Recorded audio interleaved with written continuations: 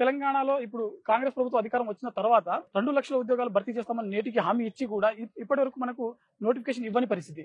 ఈ నేపథ్యంలో తెలంగాణలో ప్రభుత్వం ఖచ్చితంగా ఉద్యోగ నోటిఫికేషన్ ఇస్తుందని చెప్పి ఆశతోటి చాలా మంది విద్యార్థులు, నిరుద్యోగులు ఎవరైతే ఉన్నారో ముఖ్యంగా అశోక్ నగర్, ఇటు విద్యానగర్, దిల్సుఖ్ నగర్ పరిసర ప్రాంతాల్లో వేలకు వేలు ఫీజులు కట్టి హాస్టల్లో ఉన్నటువంటి పరిస్థితి. ఈ నేపథ్యంలో మీరు ఏం చెప్పదలుచుకున్నారు ప్రభుత్వానికి? మొదటగా ఈ రాష్ట్ర ముఖ్యమంత్రి రేవంత్ రెడ్డి గారు, విద్యాశాఖ మంత్రి కూడా రేవంత్ రెడ్డి గారు.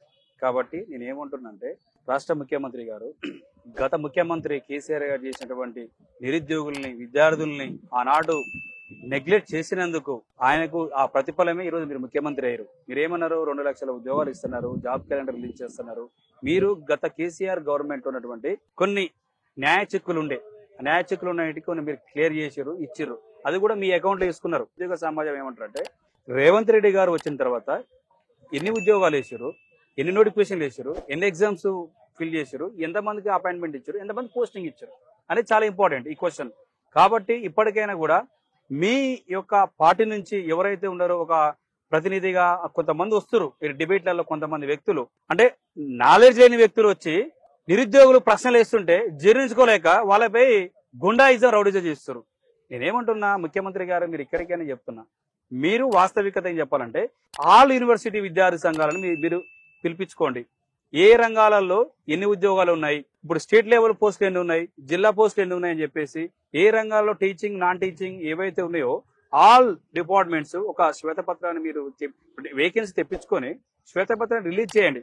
మీ వల్ల కాకపోతే చెప్పండి, విద్యార్థి సంఘాలుగా మీకు వచ్చి మేము కలవటానికి, మీకు సలహాలు సందర్శించడానికి, మీకు మొత్తం ఎన్ని ఖాళీలు ఇవ్వడానికి ఓయూ విద్యార్థి సంఘాలుగా మేము ముందుకున్నాం.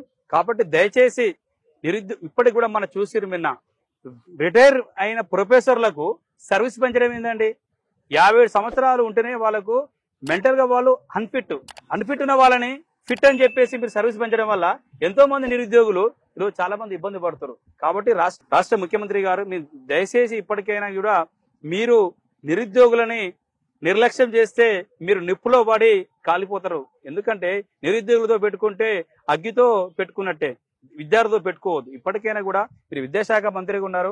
ఇప్పటికీ విద్యార్థులకు ఫీజు రీయింబర్స్మెంట్ చేయక, చాలా విద్యా సంస్థలలో వాళ్ళకి సర్టిఫికెట్స్ ఇవ్వక, వాళ్ళు హైయర్ ఎడ్యుకేషన్ పోకుండా చాలా మంది ఇబ్బంది పడుతున్నారు.